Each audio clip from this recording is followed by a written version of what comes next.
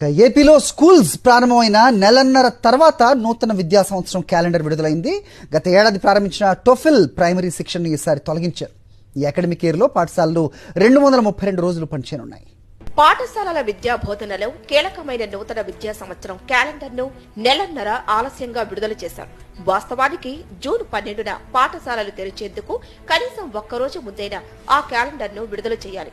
కానీ ఈసారి సీఎంగా చంద్రబాబు ప్రమాణ స్వీకారం కోసమని ముందుగా నిర్ణయించిన తేదీ కంటే ఒకరోజు ఆలస్యంగా బడులు తెరిచారు.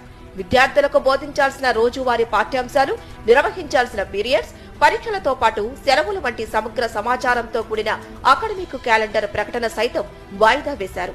క్యాలెండర్ పై ఇంతకాలం ప్రభుత్వం స్పష్టత ఇవ్వకపోవడంతో ఉపాధ్యాయులు ఇబ్బందులు పడ్డారు. సోషల్ మీడియా గ్రూపుల్లో తప్పుడు క్యాలెండర్ వైరల్ కావటం, అది వాస్తవమని ఉపాధ్యాయులు నమ్మటంతో గందరగోళ పరిస్థితి ఏర్పడింది. Formative assessment 1 August